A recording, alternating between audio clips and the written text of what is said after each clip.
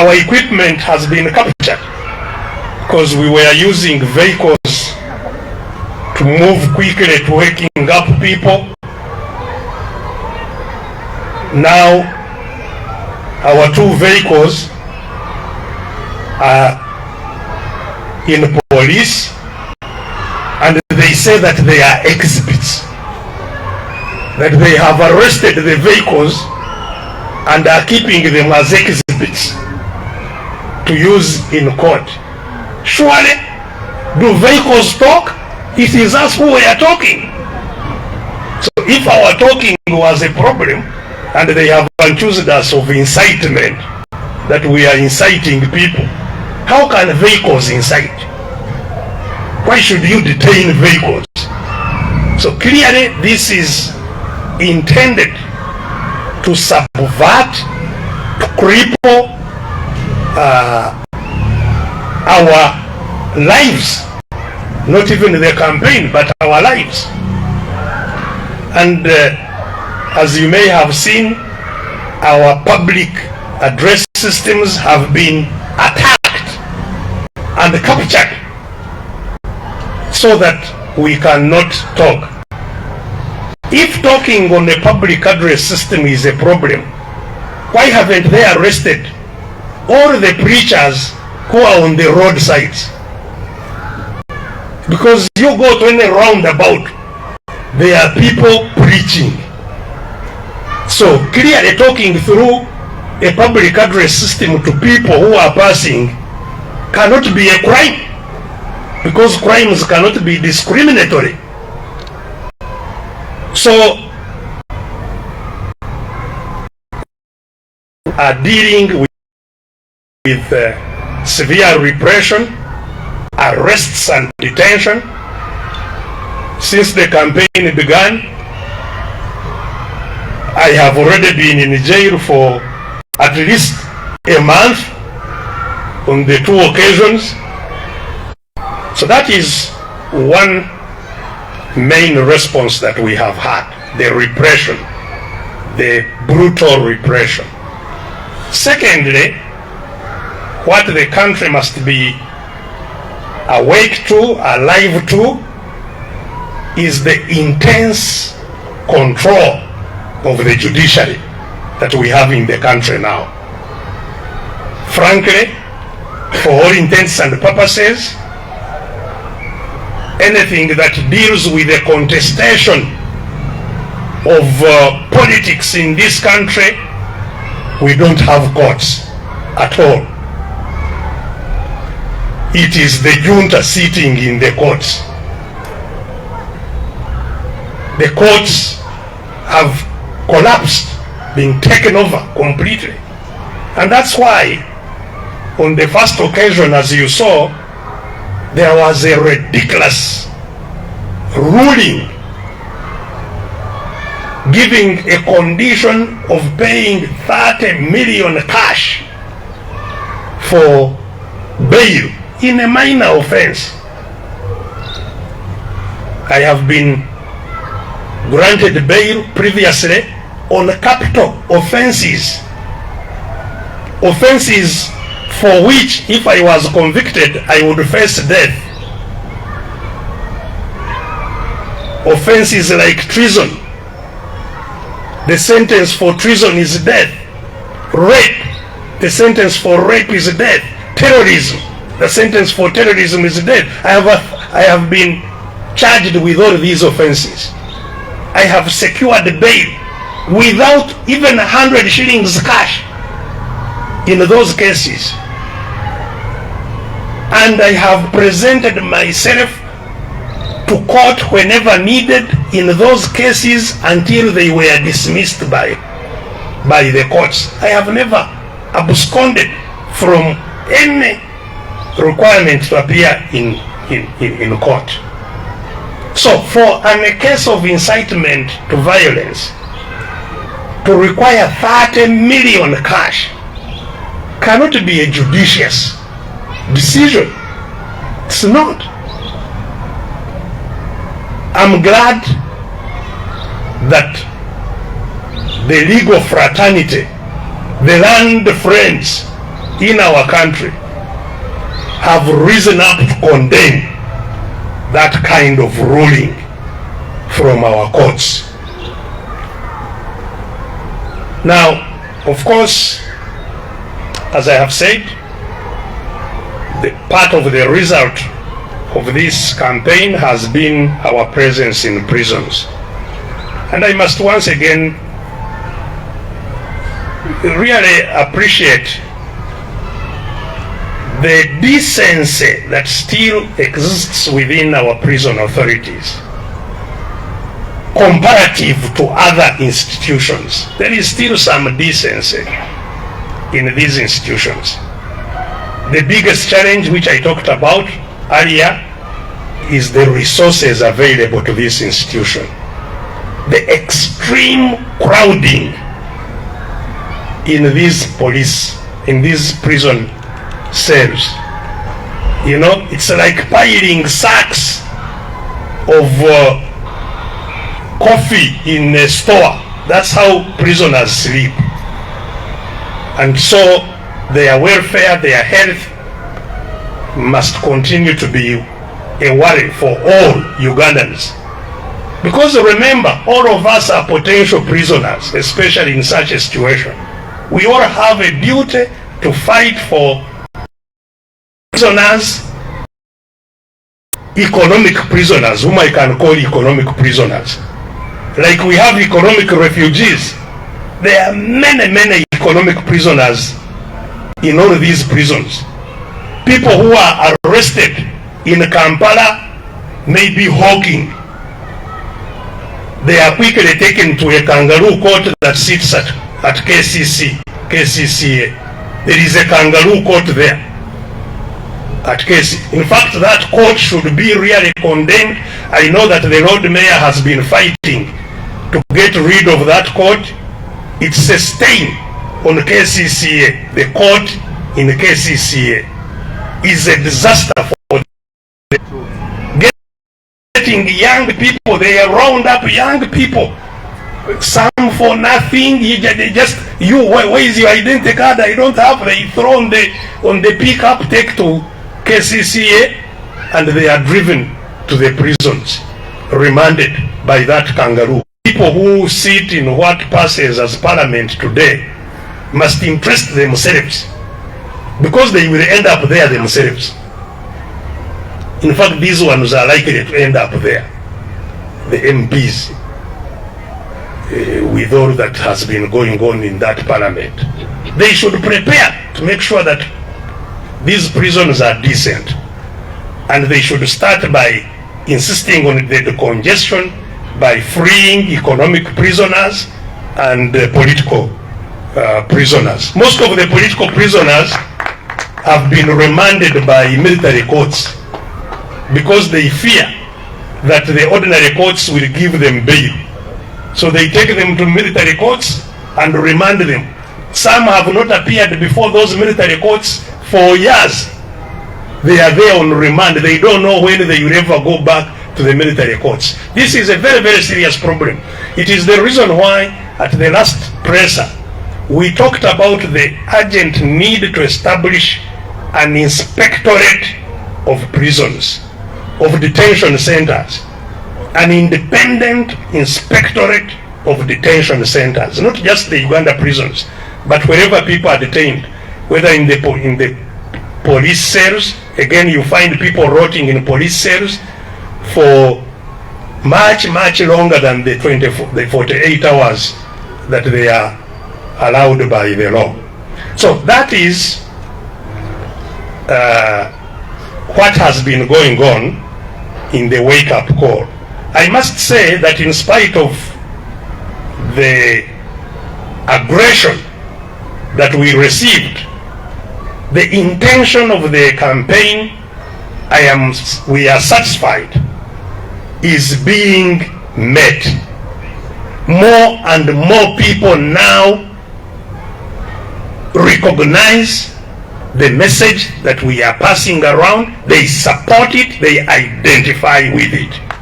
And we are to that extent satisfied that it is achieving its objective.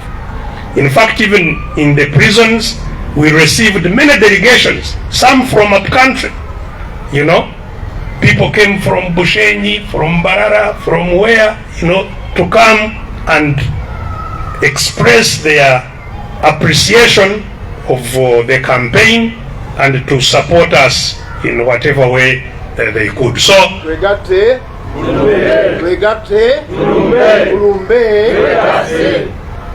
yes, so people have definitely woken up, but not enough.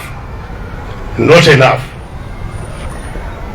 Fortunately, as I have pointed out earlier, the crisis for which we are mobilizing people to deal with is itself intensifying daily. So it's doing part of the work we are supposed to do. The crisis itself is waking up people. And it is going to wake them up very seriously going ahead. The crisis itself. Because the prices we have been witnessing rising have been mainly driven by the cost of transport because of the high fuel prices. That has been the main driver of the prices. But a second driver is underway now, the shortage of food. There has been crop failure in many parts of Uganda because of drought. Those of you who are traveling up country, you must be seeing the dried gardens of maize, of beans, of what. It's all over in many parts of Uganda. So the harvest has failed in many parts of the country. And we are a country without any reserves. So we are now going to have, on top of the fuel price driver, we are going to have food shortage driving prices. Posho, the maize flour, which most people use as their staple food, was about 2,000 shillings a kilo and less just 3 months ago. It was 2,000 a kilo. Now it is 4,000. Within a space of this time, it is 4,000. The incomes of most people have not changed. I'm sure you, our brother journalists, your salaries have not doubled in the last months. Though the cost you have to pay when you go to the market has doubled. So the crisis in the pockets of all Ugandans has already doubled in the last 3 months. And that was before the food shortage. Yes. And your incomes won't change. So the crisis, those who are trivializing things, we shall survive. The crisis itself will be doing a large part of what we are trying to do. Waking up people. Hunger is going to wake up people to take action. So the crisis is on, it's real. The crisis is real. The schools won't be able to buy food. So they either have to double the school fees or the students will have to go back. The crisis is real. Of course, the fuel crisis is also not going to stagnate. The fuel crisis is going. So that's why we believe that the struggle we are on is not only critical, but it is urgent that all people understand this. Now, while the crisis is intensifying, what is the government response? Zero. Government response, zero. Just telling people, tighten belts. Maybe they should supply the belt for people tighten, because even the belts are not there. Tighten the belts. No other response whatsoever. More importantly, nothing in the way the people who control this country live is changing. For them, there is no crisis. They are increasing the money they need to maintain the same comfort that they have lived with all this time. No change at all. This is why, you know, I shudder when I see Mr. Museveni with his 100-car convoy going to launch the parish development model. He comes with all his paraphernalia, toilets, ambulances escorting him to launch the parish model. The parish model for which in this budget they have provided only 1 trillion, 1,000 billion for the country. Parish development model, 1,000 billion. Of the 30, what is the budget? 49 trillion. Of the 49 trillion, 1 trillion parish model. Even that is still in words, of course. What eventually will be going to the parish is another story. But at least in words, 1 trillion. For his home, 0.7 of a trillion. For the home of Mr. and Mrs. Museveni, State House, 680 billion. Before the usual supplementaries, which will start by October. 680 billion. The whole country, the parishes which are waiting for 1 trillion. And the pomp that this is going to end poverty. Nonsense. How can it? Because all money in the treasury comes from the parishes. There is no money which is in the treasury that does not come from the parishes. So all the 49 trillion that they are budgeting on is parish money, which they take and lavish themselves on it and send the crumbs that it is the one which is going to develop people. How can money you send as a parish model be used for development when there are sick people in the home that have no medicine? The parish money will take children who are sick to hospital. The parish money will take the children that have been sent home for school fees. It will take them back to school. There is hunger in the home, and you are giving them some crumbs that is going to develop them. They will buy food. You know? So, the crisis, the response of government is zero up to now. And so we must now think quickly, what do we do going forward? And that's our main message of this morning. What do we do? First, we want to invite all Ugandans to realize that the crisis they are facing is the same. There are no different crises. It is the same crisis. The same crisis that forced teachers to stop teaching is the same crisis that has been stopping doctors from working on patients.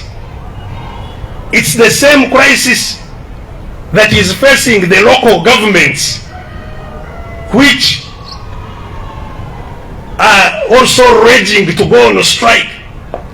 It is the same strike, it is the same crisis that is facing even those who have no capacity to express themselves. The soldiers,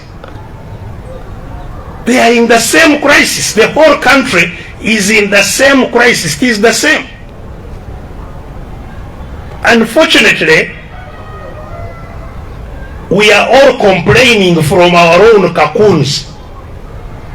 Complaining as teachers, complaining as doctors, complaining as local government staff, complaining as this. It is the same crisis. And so we need to connect the dots. We need to connect all these complainants so that we jointly address the crisis. We crystallized the crisis at the beginning of our launch of our platform. We said the crisis is because of injustice in distribution of resources, distribution of goods and services, injustice. That you have some people who seek for treatment abroad, others who have nowhere to go. You have some who get state house scholarships and go to the best universities, and others who must sell their land in order to take their children to the university. The injustice, that is what creates this crisis. The huge taxes you take away without returning anything. Now, all of us must unite to challenge that crisis. Because if we are disunited, we shall be broken one by one. The teachers fought for how long? Until they were intimidated and terrorized, until they broke down. The crisis in education has not gone away. It's actually going to worsen. But they were just teachers alone. Now the local governments are also warming up alone. Then the health workers will warm up. Soon we'll hear the journalists warming up alone. The bodabodas who are going to be thrown out of Kampala. The taxis who are being thrown out of work. They are trying to warm up alone. No. The market vendors, the Batembei who were thrown out, Batembei have disappeared quietly to start becoming, some have started, seeking to access money in the evening in all kinds of improper ways. It's the same crisis.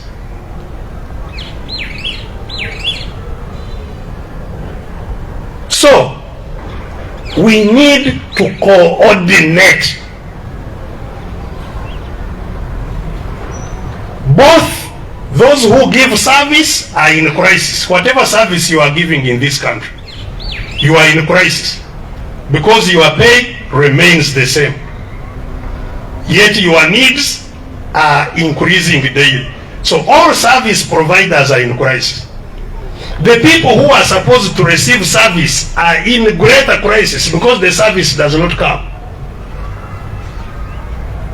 So the teachers have been demonstrating, but even before the teachers demonstrated, the children and their parents should have even been the ones demonstrating. Because who is losing when teachers are not teaching and teaching well?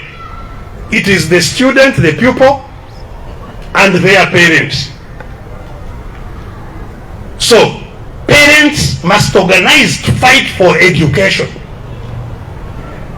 Students must organize to fight for their future. All students must organize to fight for their future. Just like parents fight for the future of their children. But those on the other side, the teachers, the lecturers, the what, must also organize to fight for their survival in this situation.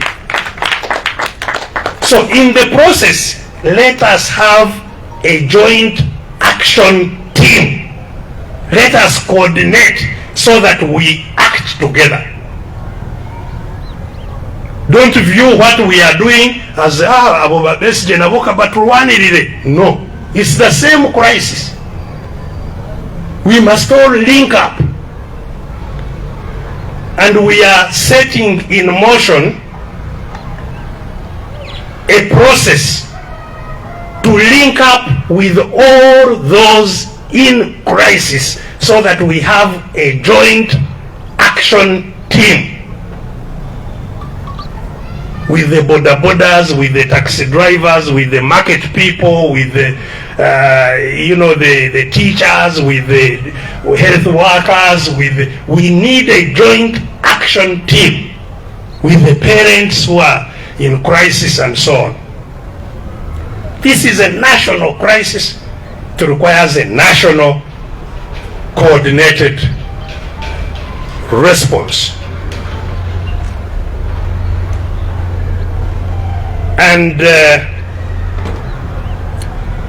as I have said, the people who may not, unfortunately, the people who may not come to our joint action team, but who suffer immensely, they are the people in uniform, security workers, military, police, prisons, intelligence services.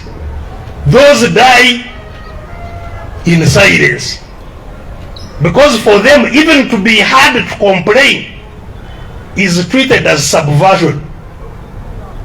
So they are not allowed even to complain. In fact, they are not even allowed to appear gurume.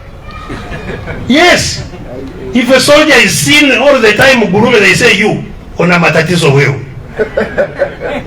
kwa nini unafunga macho yako, una matatizo wewe, una shida gani?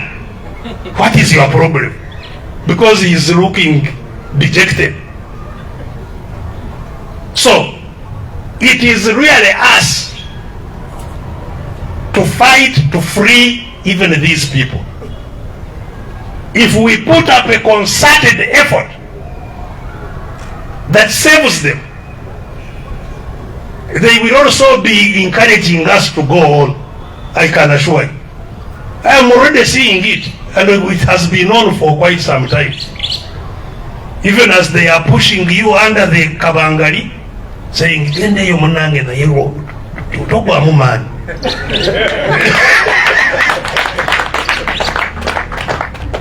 It's true. So even those must understand that even though they don't have the freedom and ability to become part of the struggle,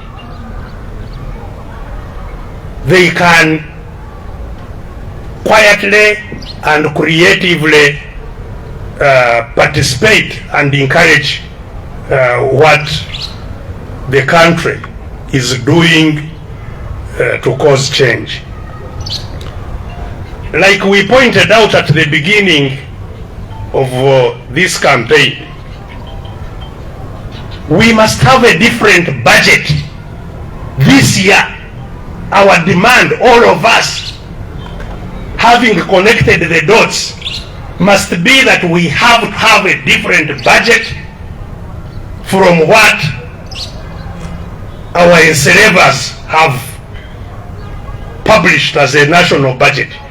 That is their budget. It's not the country's budget.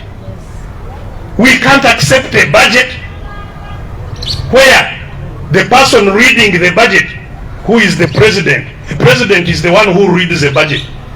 KAIJA steps in on behalf of the president that his role, constitutional role, is with the president to present a budget to the country.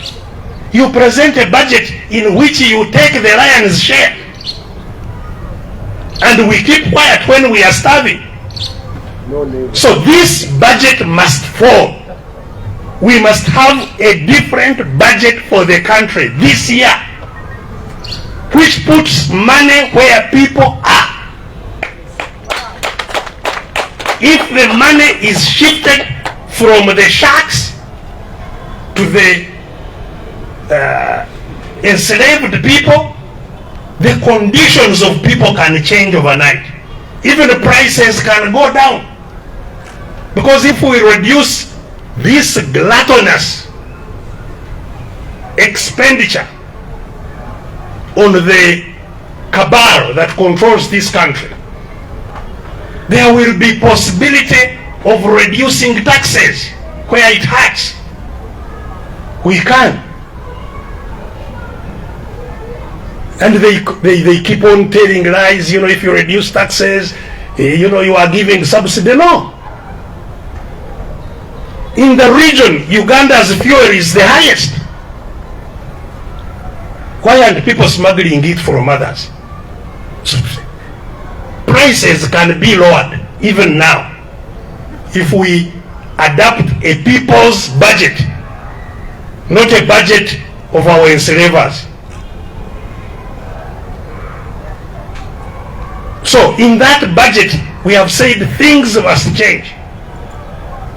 Expenditure on wars that are necessary must come down. We are celebrating buying the most modern fighting helicopters. Whom are we going to fight with helicopters? Helicopters cannot destroy ADF. If ADF is your enemy, you can't destroy a guerrilla with helicopters.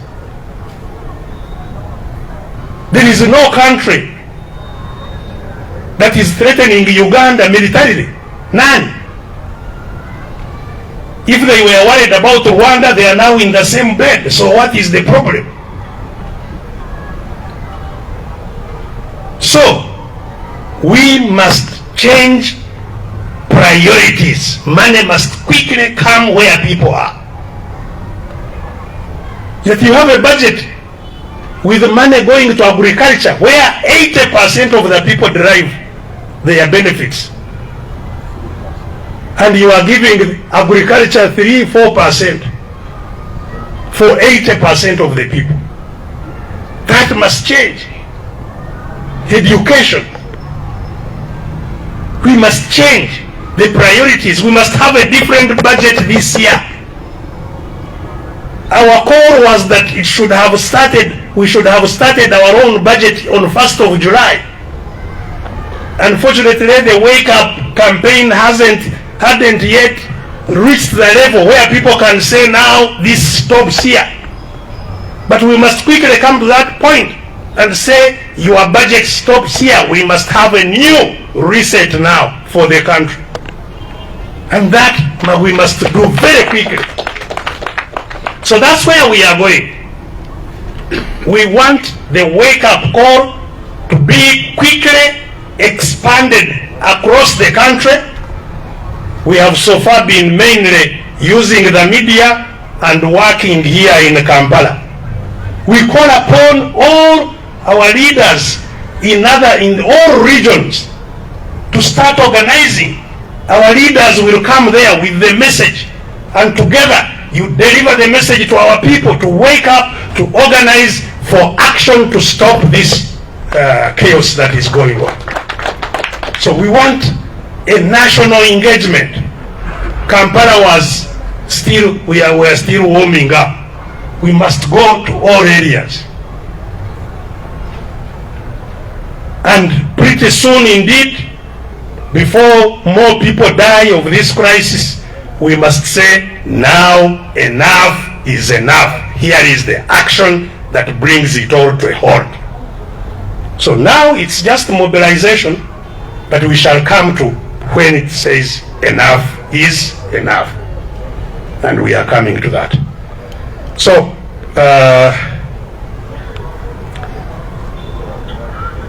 Ladies and gentlemen, that is the brief regarding what has been going on and where we want to go. Please understand that even as we do whatever little we try to do or much, we do so with a lot of constraints. Because we are ordinary people using our meager or non-existent capacity. Nobody is funding us. We have not received any money from anybody out there except from our own activists and our own leaders. And so sometimes even when we would want to do more, we are restricted by our ability to do so. We therefore invite all Ugandans to put also the struggle resources together.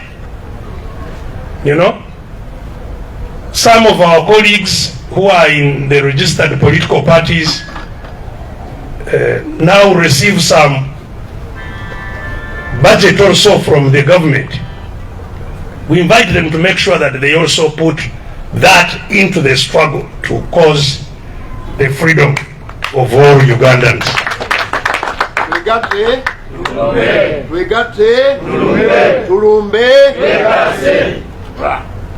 So, to end this, I would like to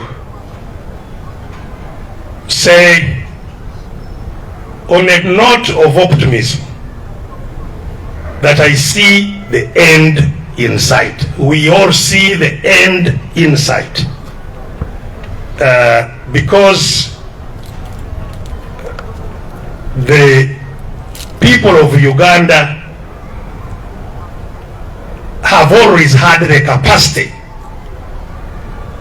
to resist situations that threaten their existence.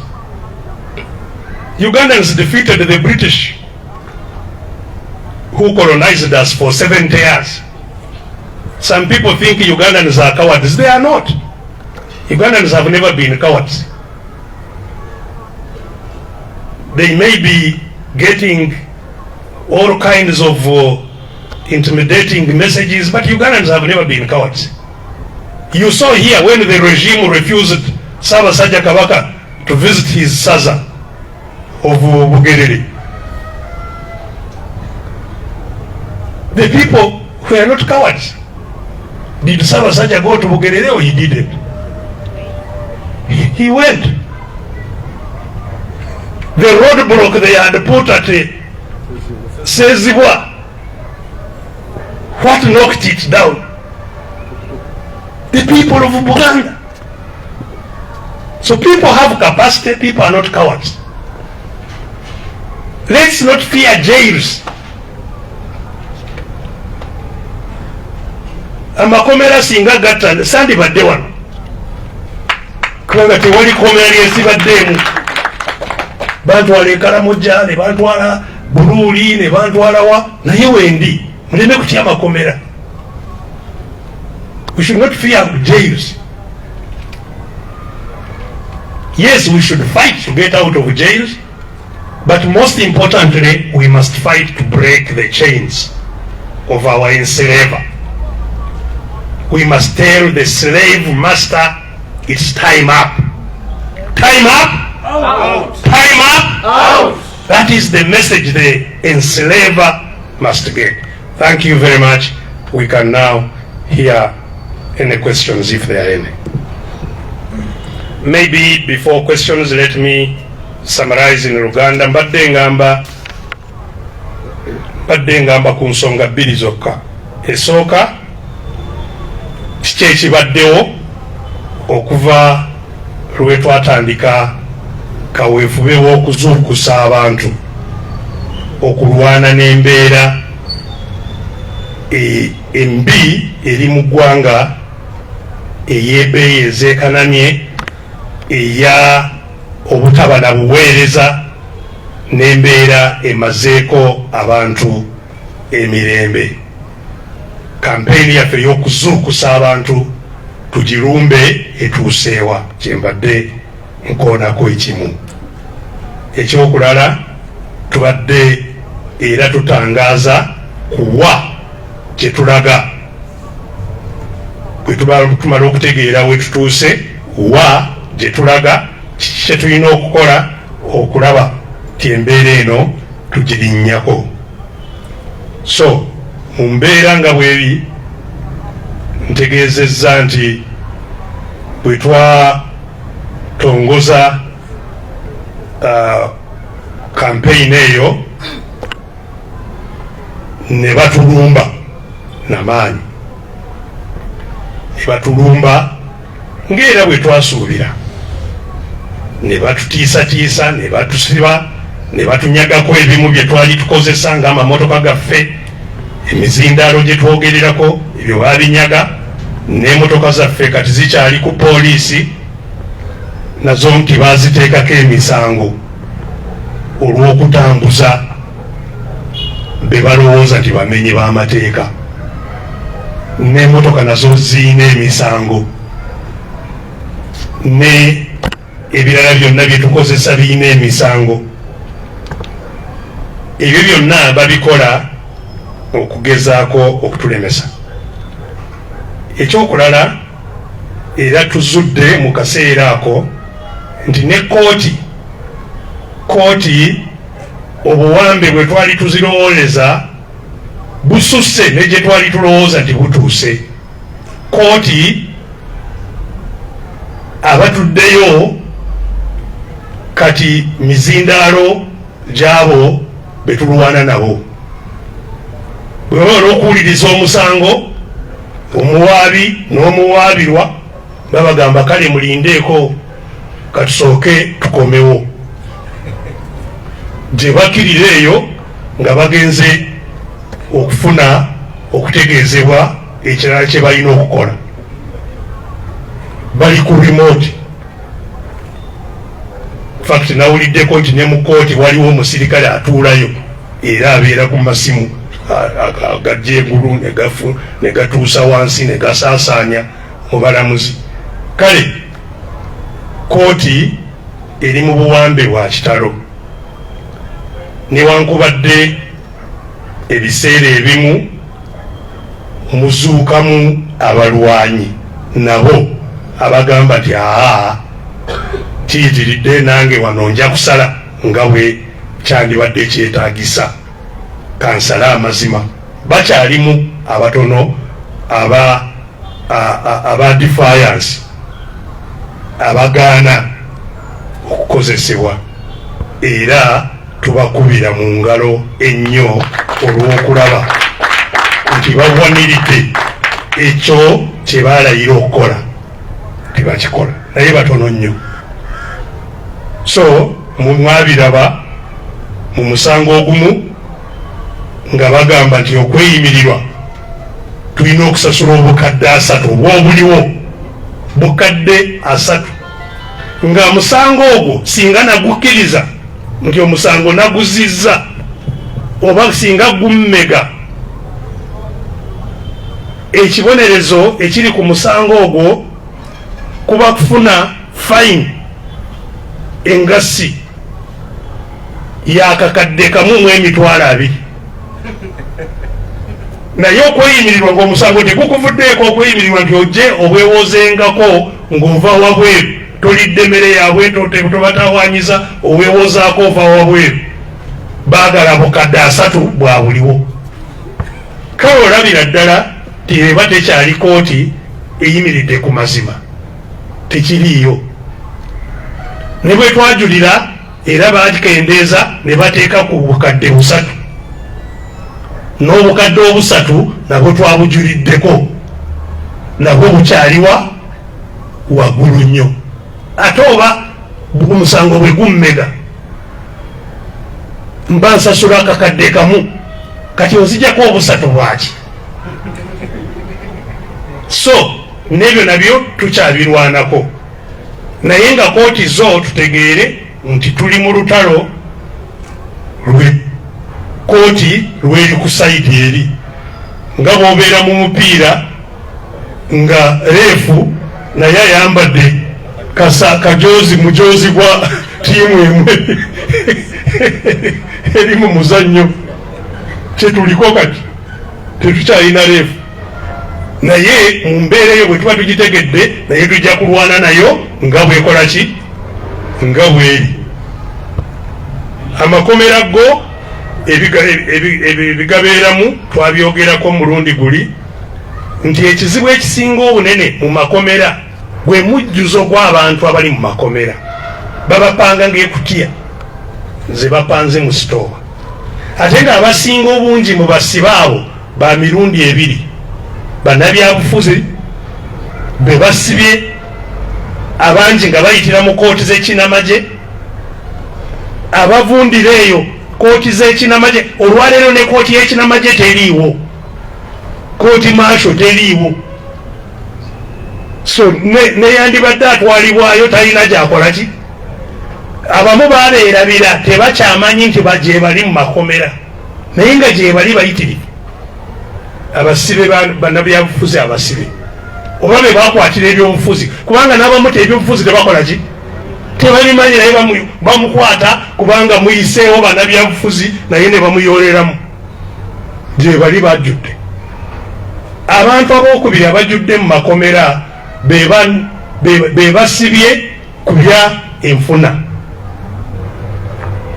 be bakwatira mu kibuga wano nti simanyi gw'oli mutembeyi simanyi gw'oli ki ne babayoola ne babatwala ku kakooti akali ku KCCA kakooti akali ku KCCA eggwanga likakubira enduulu kaveewo kakooti ako kakabi kakooti tekalimu na mu mateeka kubeeraawo kakooti kakolagana bano abakutta abantu n'atudde mu kooti era be bamu so kakooti ako be bakwata bonna bakukute olina amenvu gaweramu omutwalo baagala 2 okukuta menvu gobadde nago ga mutwalo yesitookayo naye bwe bakutuusa ku KCCA ku kakooti kali bakwagaza 2 ogajewa so bajjudde eruzira bannabyanfuna be bakwata ku byenfuna be bantu ab'emirundi ebiri abajjudde mu makomera era y'ensonga lwaki ne ku mulundi guli twasitula eddoboozi erigamba nti wateekebwewo ekitongole ekyetengeredde weewaawo tetusobola kuba na kitongole ekyetengeredde mu Uganda nga tukyali mu buwambe bwe tulimu naye waakiri kibeewo ekivunaanibwa mu kukebera awasibirwa abantu wonna kebe mu poliisi kebe mu safe house kebe mu makomera ga Uganda prisons babe nga balawuna okulaba embeera z'abantu ze balimu mu makomera ago eddembe kyekintu ekisinga obukulu mu nsi kuba n'eddembe yensonga lwaki okujja ku muntu eddembe kisaanidde okukolebwa mu mbeera entono eziteebereka nti omuntu omuggyeko eddembe lye kale bw'olimuggyako kyetaaga embeera gy'olimuggyerako negyakuumibwamu ebenga nayo etunuulirwa bulungi abantu abali mu makomera nga tebanasalirwa nga balimandi baba etteeka lyaffe libagamba nti abo abantu bali innocent kubanga tobeera muzi wa misango nga tonasalirwa obanga oli innocent ng'omuntu omulala yenna so ne mu makomera wandibadde n'eddembe ne bwe banga bukwate bakutadde ku limandi wandibadde mu kkomera ng'oyinamu eddembe eryenkanankana newandibadde nalyo ebweru naye nga bakukuuma okulaba nti bakuleeta buleesi mu kooti we bakwetaagira mu kooti naye ng'ebirala mu kkomera wandisigadde n'eddembe lyonna naye ffe bakutuusa mu kkomera tolina musango nkeera bakeera kukwambaza yero era yero kano kasaati kagundi nakawale bwa yero bukoma muno kati ofuuse musibe gwe bambaziza ngaffe bye tutayagalira ddala okulaba naye babikwambaziza lwampaka. So abantu abali mu makomera twetaaga inspectorate, ekitongole ekirawuna n'okukebera embeera y'amakomera, kulaba abantu abagalimu lwaki bali mu makomera abo, kiki ekigenda mu maaso. Bwe baba balina emisango giwulirwa, bwe baba nga bali mu kkomera bayisibwa batya. Ebintu ebyo byetaaga okugoberera n'amaanyi nnyo. Nannyo bannapalamenti, message eno njiwa bannapalamenti kubanga basaanidde okukimanya. Nannyo abali mu palamenti eno gye balimu olwaleero nti bo bakandidate bakugenda eri, kubanga n'obukaddaana bwe bakatwala nabwe bubatwalayo. So balina okulaba nti bateekawo embeera mu makomera ey'obwenkanya era ewa ekitiibwa eky'obuntu, ekitiibwa ky'omuntu kyalina kubeera nakyo newankubadde ali mu kkomera. Kati ku kigenda mu maaso, so newankubadde ebyo byonna tusisinkanye ebizibu ebyo ebyokutulugunyizibwa, kutiisatiisibwa, kusibibwa naki, tuli basanyufu nti kampeyini yennyini omulanga gwe tukuba okuzuukusa abantu bategeera ekigenda mu maaso mu ggwanga nti gutambudde bulungi, newankubadde waliwo ebyo byonna. Abantu baguwulidde, abantu bajumbira, era ne mu kkomera gye tubadde abantu batukyalidde kuva mu bitundu ebyenjawulo eby'eggwanga okujja kwongera kutugumya n'okutuwa amaanyi tugendere ddala maaso. So message yo etambula. Ekyokubiri ekinaazukusa abantu si message yaffe ey'ebigambo yokka, n'embeera gye twogerako, gye twagala okulwana nayo yennyini naye egenda kubazukusa, kubanga embeera yeeyongera okukambuwala ate tenaba n'akamu. Emiwendo gye tulwana nayo ekibadde kigivuga ekisinga obukulu gabadde mafuta, bbeeyi y'amafuta ng'esika ebbeeyi y'ebirala byonna okulinnya. Naye kati wajja kujja ekirala ekisika emmere okuba ntono, kubanga ku mulundi guno mu ggwanga lyaffe ebitundu ebingi mu ggwanga tebyafunye enkuba emala. Abaalima bikalidde mu nnimiro n'ebyange nga mwebiri ekasangati, ate nze nga mmanyi n'okufuuyira amazzi naye bikaze olw'embeera y'obudde. So emmere entono, kawunga mu myezi gino esatu enna kaabuuka ne kava ku muwendo gw'2,000 buli kiro kali ku 4 olwaleero. Ate abantu esente ze bafuna zo tezeeyongerangako, nga nezzamwa bannamawulire mweziri ze mwali mufuna emabegako katono ze mukyafuna. Ekitegeeza bwe wali olya kiro ya kawunga buli lunaku kati olina okulya haafu. Kyekiragiro ekiriwo. Kati 4,000 zino ze twogerako katono nnyo mu maaso, kiro ya kawunga egenda ku 1,000, kubanga n'akawunga kennyini tekakola ki, tekaliiwo, jawo ekyokukatambuza amafuta gakatambuza naye neki amafuta kye gatambuza nakyo tekiriiwo mmere teriiyo. So crisis gye twogerako tosobola kugibikkirira, tosobola kugituulako, tosobola kugisirikira. N'abatayagala kugiwulira yo yennyini ejja kubawaliriza bakole ki? Bagiwulire. So embeera n'olwekyo etwagaza okukola ekyenjawulo okwetta mu mbeera eno mangu kiki?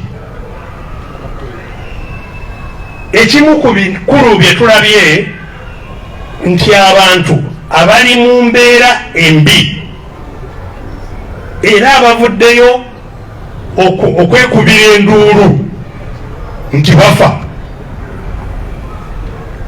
bonna beetunuulira mu groups bukuukulu mu bukuukulu bwabwe mu bukundi bwabwe mwe bakubira enduulu ne batamanya nti enduulu ey'ono neyooli ekigibakubisa kyonna kyekiki kyekimu, nti omusomesa akuba enduulu, n'omusawo akuba enduulu, n'owa boda akuba enduulu, n'owa takisi akuba enduulu, mutembeyi gwe bakuba kibooko, bonna ekibaliko kyekiki kyekimu. So nga tugenda mu maaso twagala wabeewo enkola etabaganya ffenna abali mu kabi, ffenna abalaba ekizibu okwebeezaawo, human crisis, abali mu human crisis ffenna tulina kyetubadde tugamba twegatte tulumbe. Okwegatta okwo emabega twali tutadde ensira ku kwegatta kw'abannabyabufuzi, naye okwegatta okwo kulina okutunuulirwa mu bugazi bwakwo bwonna, nti omusomesa alina okwegatta n'owa boda, owa boda alina okwegatta n'owa takisi, ekibatwala bonna kyekiki kyekimu. Musawo alina kwegatta n'omutembeyi, ekibatwala kyekimu. So twagala tuteekewo enkola ey'okuzimba joint action team, tiimu etabaganya abali mu kabi, tulwanyisagane ebirowoozo, kubanga bw'onookuba enduulu mu kakuukuluko bajja kuleeta maanyi gonna bakuzikize. Kati olwo owakazikira ate oli bwasituka. Mwalabye abasomesa babazikizizza, si lwakuba bagenze tebalina kyakulya, embeera eyabaleeta gye bakyakola ki? Gye bakyalimu yeeyongera kwonooneka mu kifo kyekyo. Si kuba nti bagenda na kusomesa, naye abazadde n'abasoma abaana abali mu masomero babaddeeyo batudde ng'abasomesa be beerwanako bokka. Abazadde n'abaana tebalaba ti abasomesa bano kye balwanako nabwe kiki kyabwe, kubanga abaana baabwe be bafiirwa future. So kati abazadde nabo twagala basituke nga n'abasomesa bwe bakola ki? Bwe basitukiramu, tukole joint action team enetwala embeera eno mu maaso. Ate tukimanyi nti weewaawo abantu bonna abali obubi bakuba nduulu, bw'obeera mu kabi weekubira nduulu. Naye waliwo abantu baffe abamu abatalina mukisa gwakwekubira nduulu. Abo ate nga be balina obubi ennyo. Muno mwotwalira banaffe abali mu uniform ez'amagye, eza poliisi n'ez'amakomera oba abakesi bambega. Abo tebakirizibwa kwekubira nduulu, tebakirizibwa nakwogera kimpooze nga beemulugunya embeera yaabwe, tebakirizibwa. Bwe bakuwulira nga weemulugunya oli mu kooti maasho. Kati bannaffe abo ffe abalina okusitula eddoboozi lyabwe n'okubataasa, naye nga bwe tulisitula nabo tulina okuba n'enkolagana ne bwetabeera nambulukufu, naye bamanye nabo nti kyetukola kyekyo ekituluma ffenna kyekiki kyekimu. Baleme kulowooza nti abasula mu bumamayingi ya poole obukwatibwa emirimu buli lunaku ne busaanawo nti bo bali mu mbeera ey'enjawulo kuva ku musomesa, kuva ku mutembeyi. Embeera y'emu ekibatwala kyekimu, nti ffenna tuli baddu abatusibye be bali bulungi, ffenna tuliwo okubaweereza abo. Embeera y'obuddu erina okukomebwa, erina okukoma. Enjegere zino ze batusibye tulina okuzikutula. N'olwekyo bwe twegatta, abantu bwe bazukuka ne twegatta ne tuteekawo coordination eno, tujja kusalawo nti kati wano wekikoma. Nagambye nti ekituleetera okwegatta n'ekyetwagala okufuna mu mbeera eriwo kati kwe kukyusa embalirira eggwanga kwe litambulira. Embalirira eggwanga kwe litambulira erina okukyuka. Eno gye baakatandika etandise nga ogw'omusanvu embalirira empya yakatandika. Embalirira eyo erina okukyuka, kubanga embalirira eyo y'abatusibye mu buddu, si y'abaddu ffe. Kati tulina okuteekawo embalirira eyaffe ereeta ssente abantu gye bali, nga gye tulwanirira si kirala, tulwana ssente zijje abantu gye bali. Nagambye nti olaba batuzannyira ku bwongo nti baleese ssente za kusitula abantu aba bulijjo ze batuumye parish development model, nti ze bagenda okugaba mu miruka gyaffe. Essente ezo ezigenda ze bategeka, ze balowooza nti bajja kusaasaanya tezinabeerawo, naye ze baagala zisaasaanire mu miruka gyonna bategese obuwumbi 1000 ku budget ya buwumbi ya buwumbi emitwalo 4 kumpi mu 9, kumpi emitwalo 5, obuwumbi 1000 bwe bategese okusaasaanya, era bwe bagenda nga bayimbirira nosanga mwami Museveni n'oluseregere lwe lwa motoka ne helikopta naki tibagenda kutongoza parish model, naye buno obuwumbi 1000 bwe bategeka tebunabeerawo, bukyali bwa bigambo, naye kabubeerewo. Kati ye mu budget eno gye twagala eveewo yeteereddemu amakage, si ofiisi, amakage yeteereddemu obuwumbi 608. Uganda yonna egyo gyagenda atongoza buwumbi 1000 bwatadde mu budget eyiye buwumbi 608. Ate obwo bwe tutuukira mu gwegendera ku bibaddewo, obwo bwakuliibwa okutuuka mu October November. Kati awo bafune batandike ennyongeza. supplementary wetandikira. Twagala sente ezo zonna zidde abantu gye bakola ki, abantu gye bali. Bino ebyo amagezi kubanga yetibwa habulu.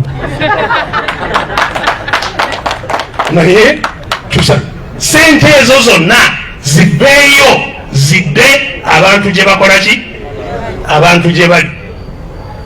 N'abalala yonna gye basaasaanira sente ze babba nga n'abazibbye bamanyiddwa.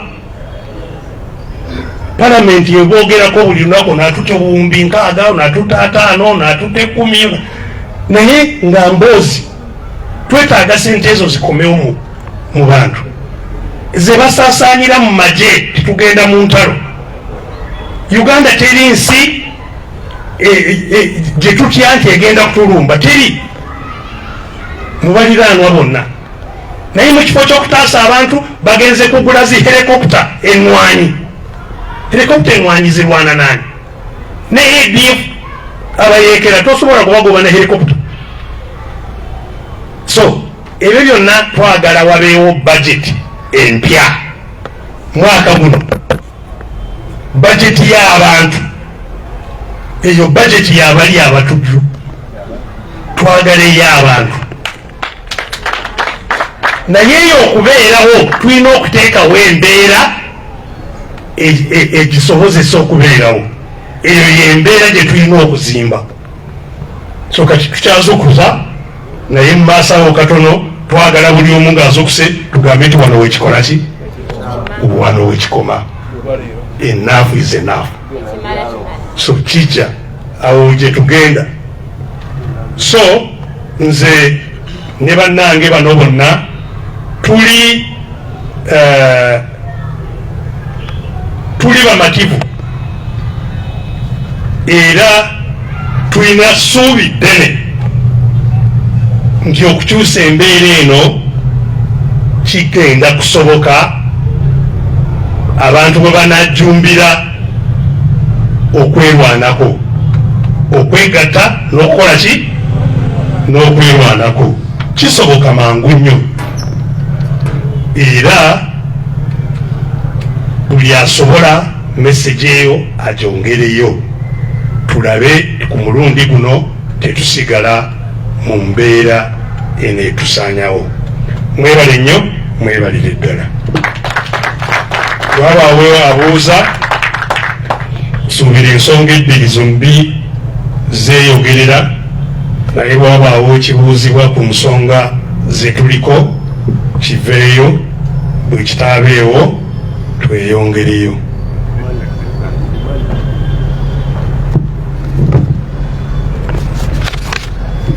Thank you so much. Yes, sir. Mbali kudembe ekibuuzo.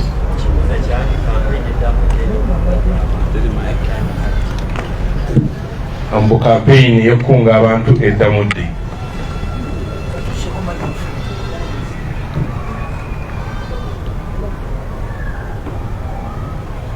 Kyekibuuzo kyokka kye tulina? Okay. This one. Thank you. My name is Edward Bakuma. Kojja muza doctor, betubeera tubeera abantu bangi tulabanga bakuŋŋaana. Wajja ku kkubo tulaba yeene mukaafu, abala basigala luddawa. Akiwulidde. Any other question? Any other question? Okay. Katutemu ebyo tugende kubiwemera.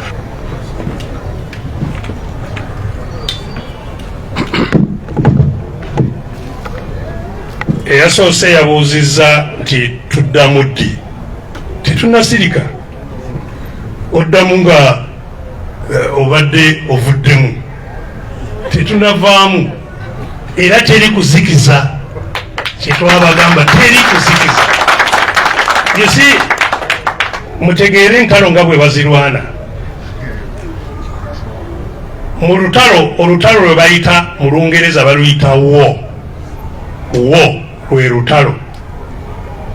Naye mu lutalo wakati mu war mulimu battles kwe kulwanagana okwa obulumbaganyi oba bulumbaganyi ye bato eri mu lutalo. Kati bw'obeera mu lutalo nga temuli mu kulumbagana muba mwetegekera okukola ki? Kulumbagana. Naye ekyo ekiseera nti olutalo lukoze eki? Lusirise. Nedda mubeera mu training, mulabe bwe mukoze ensobe mugonjoolawo mutya, akakodo akalala keetagisa kusinziira ku kyemulabye kekaluwa. Olaba nga bwe twasooka okuzuukusa abantu bajja emizindaalo gyaffe ne bagimenyawo ku motoka, ne tuddayo ne tuzimbawo etugizimbira munda. Kati bakyasobola kugikwata. Kati ne basala waaya, waliwo waaya gye yali eyita ne bagisala.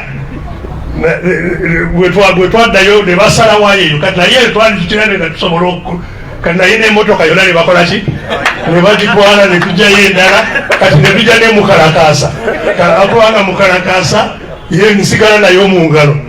So mu ntalo mulimu ebiseera by'okwongera okwetegeka. Tekitegeeza nti ozikizizza. Nedda, gy'oba gy'oli ng'okola ki? Ng'opanga, ng'otendeka oluusi ng'oyingiza n'ebyokukola ki?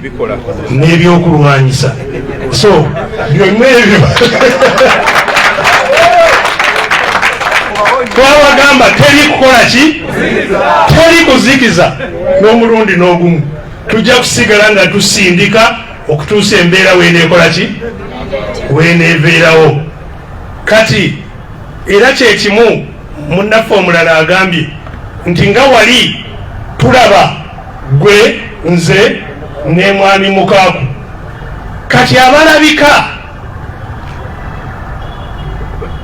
tolowooza nti be bokka abali muki? Mu ddwaniro. Abalabika si be babeera mu ddwaniro. Mu ddwaniro abalabika oteekamu b'oyagala bakole ki? Balabike. Naye tekitegeeza nti be bali mu ddwaniro bokka. Ne b'obeera mu lutalo wabeerawo ba OP, observation post. Omulimu gwayo kwe kulinnya, asobola n'okulinnya ku nnyumba awo n'alengera abalabe gye bakola ki? Gye bava. Kati oyo tojja kumulaba mu lutalo naye ng'akoze eki? Nga gyali. Bano abali mu ambush waliwo ababafumbira, ate waliwo n'abaleeta emmere kugituusawa wano mu ambush we bali. So mu lutalo mubeeramu abantu bangi naye buli omu ng'alina gwakola ki? Gwakola. Tekyeba kyekyetaagisa, kisinziira ku kyemwagala. Kati wali nkugambye nti kati twagala tugaziye n'amatawuni amalala abantu basobole kola ki? Kuzuukuka. Kati ekitegeeza nti abamu ababadde bakyatudde nabo kati bajja kukola ki? Bajja kusobola okulabika ne mu ngeri bwe zityo. So olutalo lwe tutambuza tulutegeera bulungi, ate sirwa kweraga oba kwemulisa. Lutalo lwakulaba nti embeera yennyini ekola ki? Ekyuka. So naye nga twagala buli omu asobole okubaako kyakola yonna gyali. Si lutalo lw'abantu batono. Olutalo luno okuluwangula nannyo mangu buli omu yenna gyali.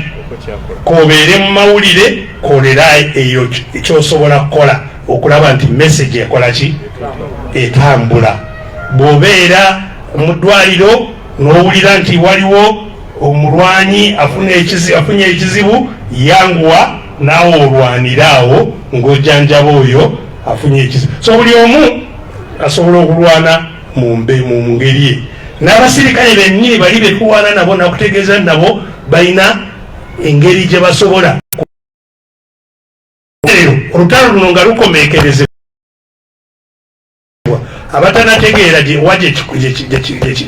kiggweera, kunkomerero abasirikale ababonaabona abo benjogeddeko naffe tujja kwegatirawa awamu nga abatukoze battle every day. No, you meet, fight, you disengage, the other one withdraw, or you withdraw, and you go and reorganize and reflect on what happened and bring new tactics and train where you think you need more training and get supplies where you need supplies.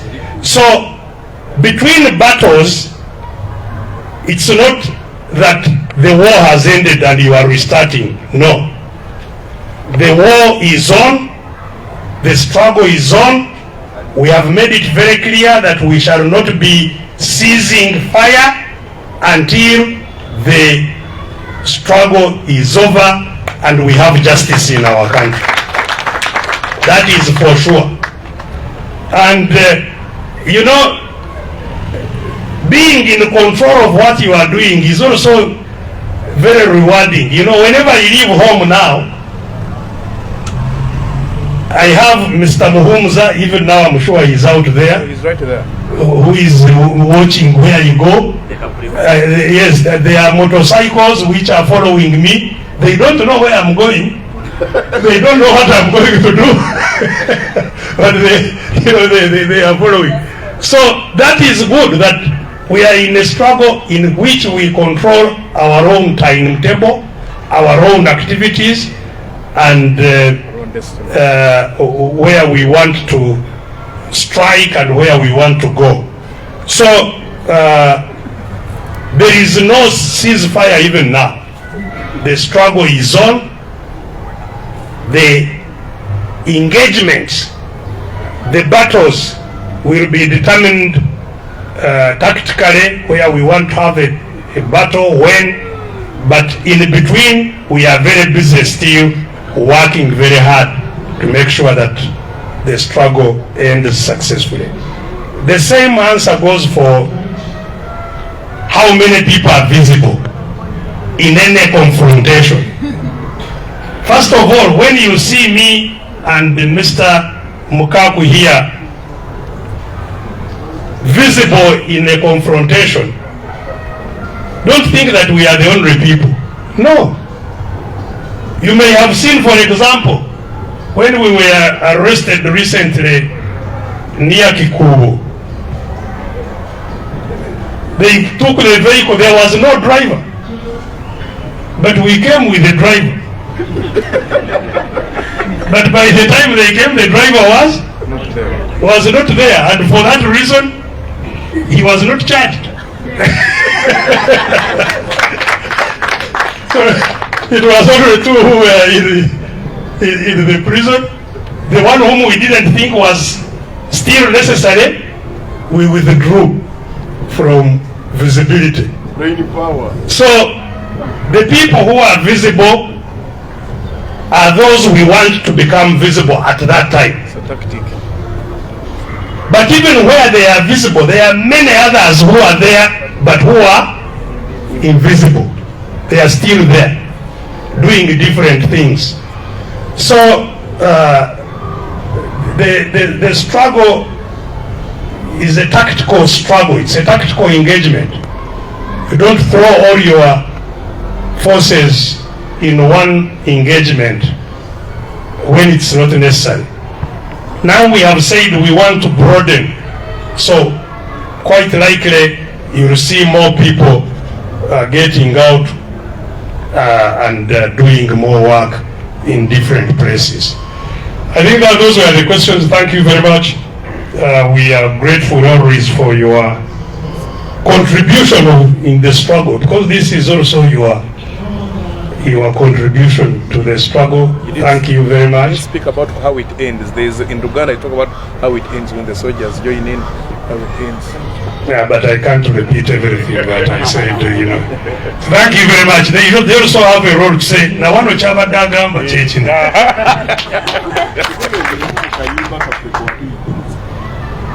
bavubuka musituke twegate tutase ensi yaffe Uganda zukuka twegate tutase ensi yaffe Kampala muzukuke twegate tutase ensi yaffe Musoga muzukuke twegate tutase ensi yaffe Acholi muzukuke twegate tutase ensi yaffe Uganda tuzukuke twegate tutase ensi yaffe Bannamawulire muzukuke twegate tutase ensi yaffe Basawo muzukuke twegate tutase ensi yaffe Abatakisi muzukuke twegate tutase ensi yaffe Boda boda muzukuke twegate tutase ensi yaffe Abagaraji muzukuke twegate tutase ensi yaffe Besigye dumira twegate tutase ensi yaffe twegate tulumbe mwebale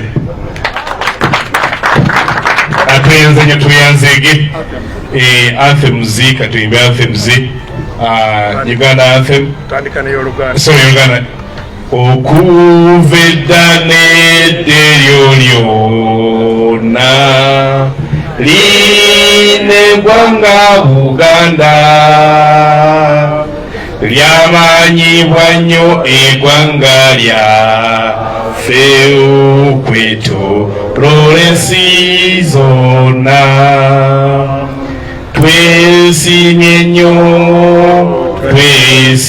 nnyo olwa Buganda yaffe ekitiibwa kya Buganda kyava dda naffe tukikuumenga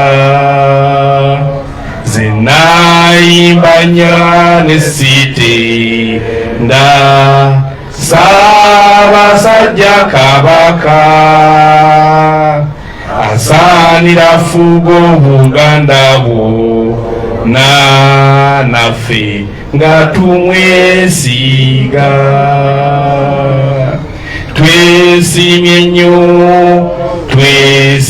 nnyo olwa Buganda yaffe ekitiibwa kya Buganda kyava dda naffe tukikuumenga abaana baleero katulwane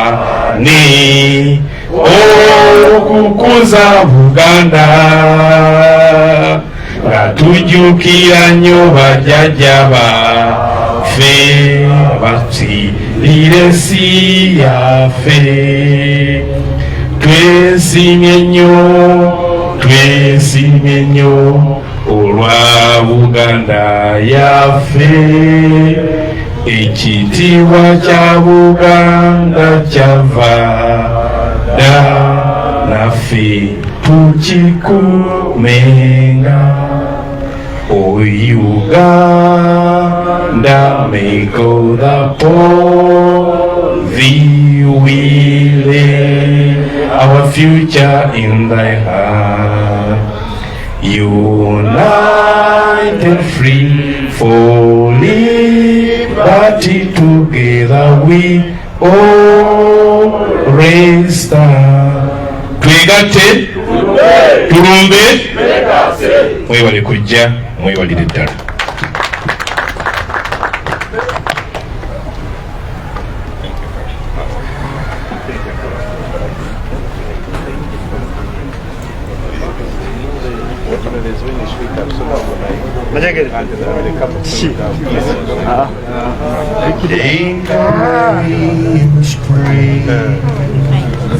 Good to see you again.